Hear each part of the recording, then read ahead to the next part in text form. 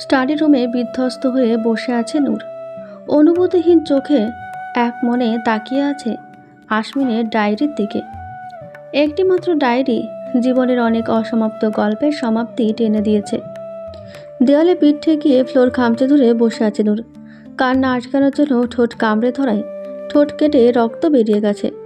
Diary থেকে নজর সরিয়ে রক্তাক্ত চোখে তাকালো দেওয়ালে টাঙানো আসমিনের বিশাল ফ্রেমের ছবির দিকে। নিজেকে টেনে হিঁচড়ে দাঁড় করালো নূর। ডায়েরিটা জায়গা মতো রেখে আসমিনের ছবির সামনে এসে দাঁড়ালো। ধোঁকা, এত বড় ধোঁকা। আপনাকে কি শাস্তি দিই বলুন তো মন্ত্রী সাহেব? কি নিখুঁত অভিনয় আপনার। আপনি তো নিজের পারফরমেন্স দেখিয়ে দিলেন, এবার আমারটা দেখানোর পালা। অভিনয় করতে ভালো লাগে তাই না? তো চলুন এক দফা টক্কর আমাদের মাঝেও হয়ে যাক। আপনার চালে যদি আপনাকে মাত না দিয়েছি তো আমার নামও তেহজিব নূর শিকদার নয়। আসমিন আসার পর থেকে নূরকে একবারও দেখেনি। ওয়াশরুম থেকে ফ্রেশ হয়ে এসে কপাল কুঁচকে চারিদিকে চোখ বুলালো সে। হাতে তাওয়ালটা বারান্দায় দিয়ে রুম থেকে বেরিয়ে গেল। মায়া রান্নাঘরে কাজ করছিলেন। আসমিন নিচে এসে অস্থির গলায় বলল, নূর কোথায় আন্টি? বৌমা তো অনেকক্ষণ আগে স্টাডি রুমে গিয়েছে, দুপুরের খাবারটাও ওখানে খেয়েছে, নিচে তো আসতে দেখিনি। আসমিন ভয়ের তো চোখে তাকালো মায়া বেগমের দিকে। হুঁশ ফিরতেই এক প্রকার দৌড়ে গেল স্টাডি রুমের দিকে। মায়া বেগম প্রথমে অবাক হলেও পরে মুচকি হেসে নিজের কাজে মন দিল। শুধু বাড়ির লোকই না, চেনা জানা সবাই জানে আসমিন নূরকে চোখে হারায়। শাহজাহানের মতো নূরের জন্য নূরমহল বানিয়ে ফেললেও কেউ অবাক হবে না। শেফকে নিজের কাজ বুঝিয়ে দিয়ে রুমের দিকে গেলেন মায়া বেগম। শরীরটা আজ খুব একটা ভালো না, জ্বর আসবে হয়তো। আমজাদ চৌধুরী তার দিকে ফিরেও তাকায় না। তাতে অবশ্য তার কষ্ট হয় না, বরং এমন নিখাত ভালোবাসা দেখে মনে মনে তৃপ্তি পায় সে। হুড়মুড় করে স্টাডি রুমে ঢুকতেই নূর আসমিনের দিকে চোখ তুলে তাকালো। নূরের হাতে সমরেশ মজুমদারের সাতকাহন বইটি। আসমিন স্বস্তির নিঃশ্বাস ছাড়ল। নূর মুচকি হেসে বই রেখে উঠে দাঁড়ালো। ধীর পায়ে কাছে এসে আসমিনের বুকে মাথা এলিয়ে দিল। আসমিনও আগলে নিল নূরকে। হৃৎপিণ্ডে তীব্র ধুকপুকানি নূরের কানে এসে বাড়ি খাচ্ছে। নূর বাঁকা হাসল, ব্যঙ্গাত্মক গলায় বলল, ভয় পেয়েছেন নাকি মন্ত্রী সাহেব? এভাবে বুক কাঁপছে কেন? এভাবে তো অপরাধীর বুক কাঁপে। করেছেন নাকি কোনো বড়সড় অপরাধ? আসমিন হাত আলগা করে নূরকে নিজের সামনে আনলো। নূরের চোখে চোখ রেখে তাকিয়ে রইল কিছুক্ষণ। নূরের চোখ একেবারে শান্ত। হাসি হাসি মুখে সে তাকিয়ে আছে আসমিনের দিকে। আসমিন নিজেকে শান্ত করল। নূরকে নিজের সাথে চেপে ধরে আস্তে করে বলল, অপরাধ তো করেছি বউ। আজ সারাদিন বইয়ের খবর নিতে পারিনি, এটা তো গুরুতর অপরাধ। শাস্তি তো পেতেই হবে। আমি দিব আপনাকে শাস্তি। আজ সারা রাত আমার সাথে বারান্দায় গল্প করে কাটাতে হবে। শাস্তি মঞ্জুর তো মন্ত্রী সাহেব? আসমিন চোখে হাসল।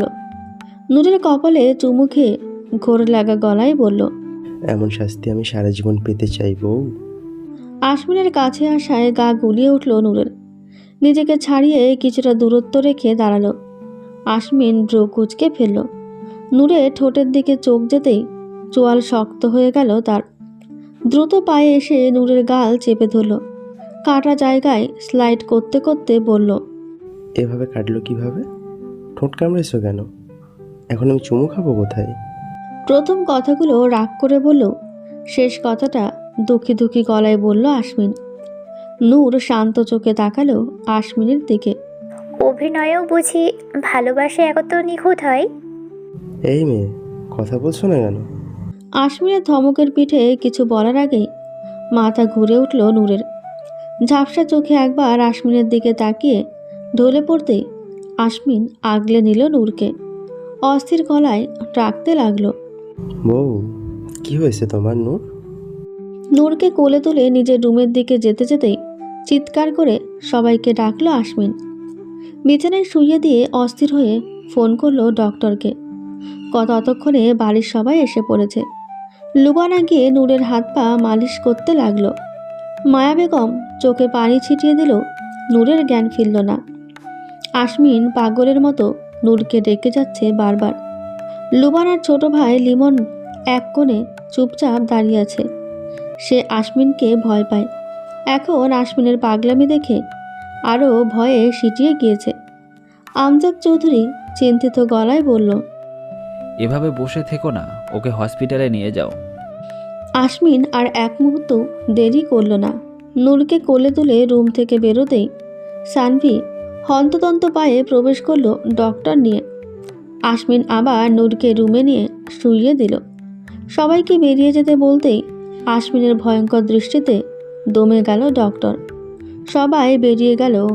আশমিন নূরের হাত ধরে তার পাশেই বসে রইল। ডক্টর চেক আপ করে মুচকি হেসে আশমিনের দিকে তাকিয়ে বলল, অভিনন্দন স্যার, সি ইজ প্রেগনেন্ট। অতিরিক্ত চিন্তার জন্য জ্ঞান হারিয়ে ফেলেছেন, এখন ওনার রেস্ট প্রয়োজন। আমি ইঞ্জেকশন দিয়ে দিচ্ছি, কাল সকালের আগে ঘুম ভাঙবে না। কাল হসপিটালে গিয়ে কিছু টেস্ট করিয়ে আনবেন, তাহলে ম্যামের কন্ডিশন ভালোভাবে বোঝা যাবে। ডক্টরের দিকে ফ্যালফ্যাল করে তাকিয়ে আছে আশমিন। তার কানে শুধু একটা কথাই বাজছে, সে ইজ প্রেগনেন্ট। ডাক্তারের বাকি কথা তার কানে গেল কিনা বোঝা গেল না। ঘাড় নেড়ে সম্মতি দিতেই ডাক্তার মুচকি এসে বেরিয়ে গেল। আশমিন এক মনে তাকিয়ে আছে নূরের দিকে। নূরের চেহারায় ক্লান্তির ছাপ স্পষ্ট। আশমিনের হাতের মুঠোয় থাকা নূরের হাতটার কয়েকটা নখ ভেঙে গিয়েছে। আশমিন হালকা ঝুঁকে জড়িয়ে ধরল নূরকে। উত্তেজনায় তার পুরো শরীর কাঁপছে। মনে হচ্ছে সে জ্ঞান হারাবে। নিচে লুবানার চিৎকার শোনা যাচ্ছে। সানভি ধমকেও তাকে থামাতে পারছে না। এভাবে চিৎকার করছো কেন শাবানা? অসভ্যর মতো চিৎকার করে বন্ধ করো। ছি, কি গলা! মনে হচ্ছে ফাটা বাঁশের ভিতরে আটকে ভরা ইঁদুর কিসমিস করছে। লুবানা সমস্ত আনন্দ ভুলে ফুঁসে উঠল। কটমট করে তাকালো সানভির দিকে। ও হ্যালো, মিস্টার কবরস্থানের বাসিন্দা। আমার নাম লুবানা, লুবানা, নট সাবানা। আর আমার গলা মোটেও ইঁদুরের মতো নয়। আপনার কানেই সমস্যা। লক্কর ঝক্কর যন্ত্রপাতি নিয়ে ঘুরে বেরোতে লজ্জা করে না আপনার? তাজ্জব ব্যাপার। সানভি রাগী চোখে তাকিয়ে আছে লুবানার দিকে। মেয়ের সাহস দেখে অবাক হচ্ছে সে। আর এদিকে লিমন দুজনে ঝগড়া দেখছে আর হাই তুলছে। আমজাদ চৌধুরী আর মায়া বেগম নূরের রুমে গিয়েছে। না হলে ইজ্জত পানি পানি হয়ে যেত এই মেয়ের জন্য। দেখো মেয়ে, বেশি বাড়াবাড়ি করবে না, না হলে ছাদে তুলে ধাক্কা দিয়ে নিচে ফেলে দেব। বেদপির একটা আদর থাকা দরকার। হ্যাঁ, আসছে ধাক্কা দিতে। বলি হাড়গোড় সব ঠিক জায়গায় আছে তো? আগে চেক করে আসুন। দেখা গেল চোখ কানের মতো হাড্ডিও দুই একটা কবরে রেখে এসেছেন। লুবানা মুখ বাঁকিয়ে চলে গেল। সানভি কটমট করতে করতে লিমনকে বলল, দেখেছো দেখেছো কেমন বেদ? লিমন হকচকিয়ে গেল। জোরপূর্বক হাসার চেষ্টা করে বলল, জি ভাইয়া, ছোটবেলা থেকেই দেখছি। আশমিনের পাশে দাঁড়িয়ে আছে আমজাদ চৌধুরী। ছেলের খুশির পরিমাণ তার চেহারা দেখেই বোঝা যাচ্ছে। আশমিন আমজাদ চৌধুরীর দিকে তাকিয়ে দাম্ভিক হাসি দিল। আমজাদ চৌধুরী ভ্রু কুঁচকে তাকালো ছেলের দিকে। নিশ্চিত এখন বেহায়া মার্কা কিছু বলবে। এখানে মায়া বেগমও আছে। আমজাদ চৌধুরী আর লজ্জায় পড়তে চাইল না। রুম থেকে বেরিয়ে যেতে নিতেই আশমিন তার কানে কানে ফিসফিস করে বলল, একা যাচ্ছ কেন? তোমার বউ নিয়ে যাও। একা গেলে সুখবর পাবো কীভাবে? ওষুধে তো কাজ করার কথা, খাচ্ছ তো ঠিকঠাক? মনের মধ্যে দুষ্টু আমজাদ চৌধুরী উঁকি দেয়নি এখনো? না টিপলাইট হয়ে যাওনি তো আবার? আমজাদ চৌধুরী মনে মনে কয়েক ঘা লাগালেন ছেলের গালে। এরকম একটা বজ্জাত ছেলে তারই কেন হতে হলো? দ্রুত পায়ে রুম ত্যাগ করলেন তিনি। বাকি ইজ্জতটুকু এই ছেলের হাত থেকে বাঁচিয়ে রাখতে হবে। নিজেকে মাঝে মাঝে অসহায় রমণী মনে হয়, আর আশমিনকে রাস্তার বখাটে। রাতের আকাশে অজস্র তারার মেলা বসেছে। চারিদিকের ভ্যাপসা গরমের কারণে সবার জীবন ওষ্ঠাগত। ছাদের দোলনায় বসে গরমের তীব্রতা আন্দাজ করতে পারছে নূর। সারাদিন এসির ভেতর থেকে গরমের তীব্রতা উপভোগ করার সুযোগ হয় না। পূর্বপুরুষদের অর্জনের জন্য এই বিলাসবহুল জীবন তার। কি হতো যদি এত বিলাসিতা না থাকতো? আর 5টা মধ্যবিত্ত পরিবারের মতো তারাও না হয় সংগ্রাম করে বেঁচে থাকতো। দামি গাড়িতে না চড়ে লোকাল বাসে চড়ে সবার মতো সাধারণ জীবনযাপন করত। দিন শেষে আপন মানুষগুলোকে পাশে তো পাওয়া যেত। কি হবে এত অর্থ প্রতিপত্তি দিয়ে? আভিজাত্য যদি দিন শেষে নিঃসঙ্গতা দেয়, সেই আভিজাত্য তো অভিশাপ স্বরূপ। বুক চিরে দীর্ঘশ্বাস বেরিয়ে এলো নূরের। পেটে হাত রেখে অনুভব করলো নিজের অস্তিত্বকে। মা হওয়ার সংবাদ তাকে আশ্বিনী দিয়েছে। চোখে মুখে তার কি নিদারুণ জ্যোতি ছিল। ভাবতেই নূরের ঠোঁটে বিষাদের হাসি ফুটে উঠল। কি হতো তাকে একটু ভালোবাসলে? মিথ্যা ভালোবাসি না বলে, সত্যি ঘৃণা করি বলে না হয় গুলি করে দিত। মৃত্যু যন্ত্রণা হয়তো এই মিথ্যা যন্ত্রণার থেকে কমই হতো। এই যে ক্ষণে ক্ষণে বুক ভারী হয়ে আসে, কান্নাগুলো দলা পাকিয়ে গলায় আটকে থেকে মরণ যন্ত্রণা দেয়। এর চেয়ে কি মৃত্যু ভালো ছিল না? আহা কষ্ট! এই কষ্ট তার পিছু কেন ছাড়ছে না? আর কতটা যন্ত্রণা ভোগ করলে কষ্ট তাকে রেহাই দেবে? এখানে কি করছো নূর? আমজাদ চৌধুরীর কথায় চোখ তুলে তাকালো নূর। বিষাদ মাখা হাসি দিয়ে আবার আকাশ দেখায় মন দিল। আজকাল কাউকে তার সহ্য হয় না। আশেপাশে সবাইকে প্রতারক মনে হয়। এত মানুষের ভিড়ে তার কেন একজন আপন মানুষ নেই, এই ভেবেই দিনের অর্ধেকটা সময় কেটে যায়। আমজাদ চৌধুরী এসে নূরের পাশে বসল। নূরের মলিন চেহারা দেখে ক্লান্ত শ্বাস ছাড়ল। কিছু না করলেও এই মেয়েটাকেই সব কষ্ট ভোগ করতে হচ্ছে। নিয়তি এত নিষ্ঠুর কেন? রাত হয়ে গেছে তো মা, এই সময়ে এভাবে এখানে বসে থাকতে নেই।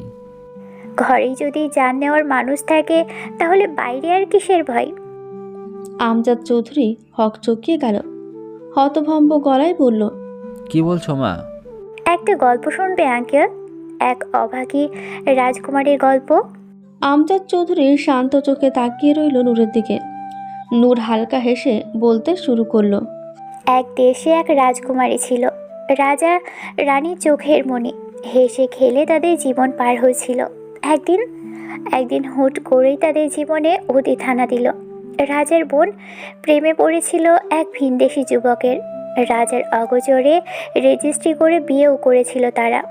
একমাত্র বোনের এমন সিদ্ধান্ত মেনে নিতে পারেনি রাজা। ক্ষুব্ধ হয়ে বোনের কাছে গেল জবাব চাইতে। বোন নিজের ভালোবাসার কথা জানালে রাজা তাদের মানতে অস্বীকার করে। বোনও জেদ ধরে রাজার সাথে তর্কে লিপ্ত হয়। রানী দুজনকে থামাতে ব্যর্থ হলে রাজার বোনকে বোঝায় আপাতত রাজার কথা মেনে নিতে। বোন তাকে অপমান করতেও পিছপা হয় না। বড় বোনের মতো ভাবির গায়ে হাত তুলতেও পিছপা হয় না। প্রেয়সীর গায়ে আঘাত সহ্য করতে পারে না রাজা। সকল রাগ গিয়ে জমা হয় ভিনদেশি যুবকের উপর। আঘাত করে বসে বোনের স্বামীকে। দুর্ঘটনাবশত মৃত্যু হয় তার। স্বামীর মৃত্যুর শোকে নিস্তব্ধ হয়ে যায় বোন। মৃত্যুর কারণ ধামাচাপা দিলেও বোনের নজরে থেকে যায় আজীবন দোষী। 2 মাসের অন্তঃসত্ত্বা বোনকে নিয়ে বারবার আফসোস করতে থাকে রাজা। বোনের নীরবতা তাকে বারবার চোখে আঙুল দিয়ে দেখিয়ে নিজের অপরাধ দেখিয়ে দিয়েছিল। হাতে পায়ে ধরেও ক্ষমা পায়নি সে। 9 মাস পরে এক ফুটফুটে ছেলে জন্ম দেয় সে। ছেলে জন্ম দেওয়ার 3 মাস পর বিয়ে করে নিজের বেস্ট ফ্রেন্ডকে, যাকে ভালোবাসলেও আজ পর্যন্ত স্বামীর অধিকার দিতে পারেনি। নিজের প্রথম ভালোবাসাকে ভুলে এগিয়ে যেতে পারেনি সে। ছেলেকে সব সময় নিজের থেকে দূরে রেখেছে সে। ছেলের মুখের আদল বারবার তাকে তার ভালোবাসার মানুষটির কথা মনে করিয়ে দিত, যাকে তার ভাই খুন করেছে। প্রতিশোধের আগুনে বারবার নিজের সত্তাকে জ্বালিয়ে ভাইকে ধ্বংসের খেলায় নেমেছে সে। ক্ষমা করার ভান করে তাকে বারবার আঘাত করেছে। ঠান্ডা মাথায় তার প্রিয়তমা স্ত্রীকে খুন করে অ্যাক্সিডেন্ট বলে চালিয়ে দিয়েছে। দেখাশোনার নাম করে রাজার আদরের রাজকুমারীকে চাকরানির মতো ট্রিট করেছে। প্রথম স্বামীর বোনকে দিয়ে রাজাকে সিডিউস করেছে। সেই সন্তানদেরকেই তাকে ধ্বংস করার কাজে লাগিয়েছে, শেষ পর্যন্ত নিজের ছেলেকে দিয়ে। আচ্ছা আঙ্কেল, এক ভুলের কত শাস্তি হয় বলো তো? অনুশোচনার চেয়ে বড় শাস্তি কি এই পৃথিবীতে আর কিছু আছে? এখন রাজকুমারী যদি প্রতিশোধ নিতে চায়, তার তার মাকে খুন করার প্রতিশোধ, তার শৈশব কৈশোর নষ্ট করার প্রতিশোধ, মিথ্যা সম্পর্কে বেঁধে দেওয়ার প্রতিশোধ, ভালোবাসার নামে ঠকানোর প্রতিশোধ, তাকে এই পৃথিবীর পুরোপুরি এতিম করে দেওয়ার প্রতিশোধ, তাকে প্রতারণার মতো মরণ যন্ত্রণা দেওয়ার প্রতিশোধ, তখন রাজকুমারী অপরাধী হবে না তো? কিছু না করেও সেই তো সবচেয়ে বেশি শাস্তি পেল, তার প্রতিশোধ নেওয়া অন্যায় হবে না, তাই না? আমজাদ চৌধুরী চোখ দিয়ে অযোধ্যারায় অশ্রু গড়িয়ে পড়ছে। নূরের দিকে তাকানোর সাহস নেই তার। এই তিক্ত সত্যিগুলো নূর কিভাবে জানলো তা নিয়েও মাথা ব্যথা নেই। আসমিন তার ছেলে না হলেও সে তাকে জীবনের চেয়েও বেশি ভালোবাসে। নিজের বুকে রেখে মানুষ করেছে তাকে, কখনো বুঝতে দেয়নি সে তার নিজের ছেলে না। একটা সময় এসে আসমিনও সত্যিটা জেনে যায়। সত্য হচ্ছে সূর্যের আলোর মতো, হাজার মেঘের আড়ালে ঢাকা পড়লেও তা একসময় প্রকাশ পাবে। আসমিন সত্যিটা জানলেও সবসময় না জানার ভান করে থেকেছে। আগের চেয়ে বেশি তার সাথে শুরু করে, বন্ধুর মতো মিশেছে তার সাথে। এক সিগারেট দুজন ভাগ করে খেয়েছে কত। তার বাবা হয়ে সে এখনও ভার্জিন। এই আফসোসে কত কত হতাশা শ্বাস ফেলেছে। শুধুমাত্র কামিনীর প্রতিশোধের নেশা সব কিছু শেষ করে দিল। নূরের অসমাপ্ত কথা রেশ প্রমাণ করেছে সে আরও অনেক কিছুই জানে। আর চুপ থাকার মেয়েও সে না। ছেলের জন্য বুকের ভেতর আনচান করতে লাগলো আমজাদ চৌধুরী। সে জানে তার ছেলে কতটা হিংস্র। ঠান্ডা মাথায় বাক শিকার করার মতো ছেলে তার। আমজাদ চৌধুরীর ভয়ে চুপসে যাওয়া চেহারার দিকে তাকিয়ে মলিন হাসল নূর। তাকে আশ্বাস দেওয়ার ভঙ্গিতে বলল, চিন্তা করো না আঙ্কেল, আমি প্রতিশোধ দিব না। প্রতিশোধ শুধুই ধ্বংস করে। আমি চাই না আমার সন্তান আমার মতো জীবন পাক। মন্ত্রী সাহেবকে কিছু জানিও না। সম্পর্কে আর কোনো দূরত্ব চাই না আমি। স্বামী সন্তান নিয়ে শান্তিতে সংসার করতে চাই। আমজাদ চৌধুরী স্বস্তির শ্বাস ছাড়ল। নূরের দিকে কৃতজ্ঞতার চোখে তাকিয়ে মাথায় হাত বুলিয়ে ভরাট গলায় বলল, কষ্ট পেও না মা, সব কিছু বাদ দিলেও এই কথা সত্যি, আসমিন তোমাকে পাগলের মতো ভালোবাসে। ওর ধ্যান ধারণা একমাত্র তুমি। তোমার শূন্যতা ওকে কতটা উদ্যান করে দেয় তার সম্পর্কে তোমার কোনো ধারণা নেই। ওকে কষ্ট দিও না, তাড়াতাড়ি নিচে চলে এসো। আসমিন এসে তোমাকে এখানে দেখলে রাগ করবে। নূর মাথা নাড়িয়ে সায় জানালো। আমজাদ চৌধুরী ধীর পায়ে নেমে গেল ছাদ থেকে। নূর আকাশের দিকে তাকিয়ে বিড়বিড় করে বলল, যে ভালোবাসা আমাকে বারবার আঘাত করছে, সে ভালোবাসা দিয়ে আমি কি করব আঙ্কেল? আমি তাকে কষ্ট দিব না। সে নিজেই তার কষ্টের কারণ হবে। সব থেকেও সে থাকবে নিঃসঙ্গ। সে বিষাদের সাগরে সে আমাকে ফেলে দিয়েছে। সেই বিষাদের স্বাদ সে পাবে না তা কি করে হতে পারে?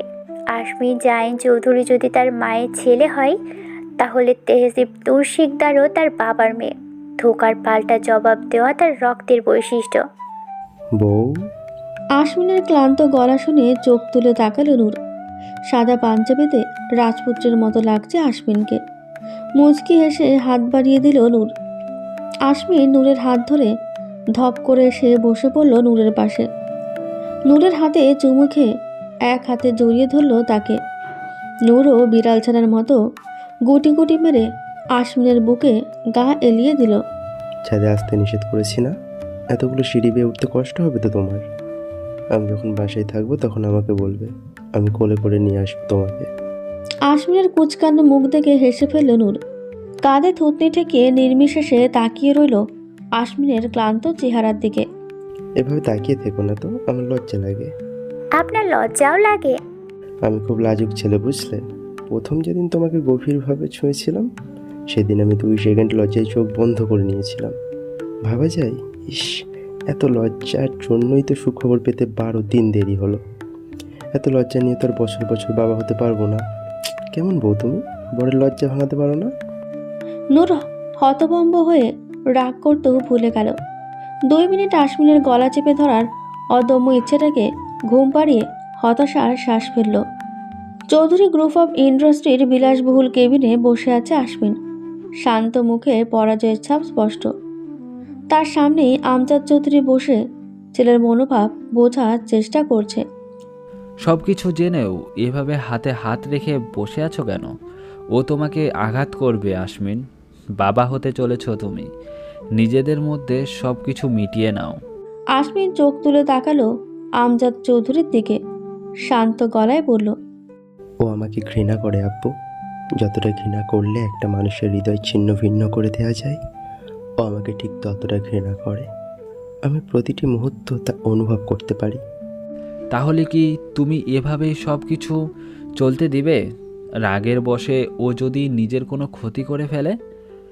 বাচ্চার সাথেও ও তো কিছু করে ফেলতে পারে। যে তোমাকে ঘৃণা করে সে তোমার বাচ্চাকেও তো ঘৃণা করবে। বুঝতে পারছো আমি কি বলছি? আমজাদ চৌধুরীর অস্থিরতা দেখে মুচকি হাসল আশমিন। চেয়ারে গা এলিয়ে দিয়ে শান্ত চোখে তাকালো তার বাবার দিকে। ভুল ভাবছো তুমি আব্বু। ও কখনো আমাদের সন্তানের কোনো ক্ষতি করবে না। ও আমার একার সন্তান না, ও নূরেরও সন্তান। আমি হয়তো এখন ওকে অনুভব করতে পারিনি, কিন্তু নূর প্রতি মুহূর্তে ওকে অনুভব করেছে। একজন মা কখনো তার সন্তানের ক্ষতি চাইতে পারে না। আমার প্রতি যতই ঘৃণা থাকুক না কেন, নিজের সন্তানকে অবহেলা করবে না ও। আর আমার প্রতি ঘৃণাটা কি অযৌক্তিক আব্বু? আমজাদ চৌধুরী চুপ হয়ে গেলেন। নিজেকে তার খুব অসহায় মনে হচ্ছে। রাফসান শিকদার ভুল ছিল। সে ইচ্ছে করে কামিনীর স্বামীকে মারেনি। এটা একটা দুর্ঘটনা ছিল। এক প্রতিশোধের জন্য কামিনী নূরের মাকেও মেরে ফেলেছে। এরপরেও সে থেমে থাকেনি, রাফসান চৌধুরীকেও ছাড়েনি। নূরের মায়ের এখানে কোনো দোষ ছিল না। সে পরিস্থিতি স্বাভাবিক করতে চেয়েছিল। কামিনীকে রাফসান শিকদারের কথা মেনে নিতে বলেছিল, যাতে পরবর্তীতে রাফসান শিকদারকে বোঝানোর কিছুটা সময় পায়। কিন্তু বরাবর উগ্র মেজাজের কামিনী তাকেই আঘাত করে বসল। পরিস্থিতি খারাপের দিকে একমাত্র কামিনী চৌধুরীর ঔদ্ধত্যের কারণে গিয়েছে। সে কামিনীকে বিয়ে করেছে তাকে আগলে রাখার জন্য। তার প্রখর ভালোবাসা কামিনী বারবার উপেক্ষা করে গিয়েছে। কামিনী চৌধুরী যে তাকে ভালোবাসে না তা কিন্তু না, কিন্তু তাদের মাঝে সারা জীবন দেয়াল হয়ে রয়ে গেল তার প্রাক্তন। কামিনী চৌধুরীর প্রত্যেকটা অন্যায় জানার পর বারবার মুষড়ে পড়েছেন। বাধা দিতে গিয়ে তার রোষানলে পড়তে হয়েছে। প্রচণ্ড ভালোবাসার কারণে আইনের হাতে তুলে দিতে পারেনি। আজ তার প্রখর ভালোবাসায় কাল হয়ে দাঁড়ালো। তার আবেগে ভেসে যাওয়ার কারণেই এতগুলো জীবন নষ্ট হয়ে গেল।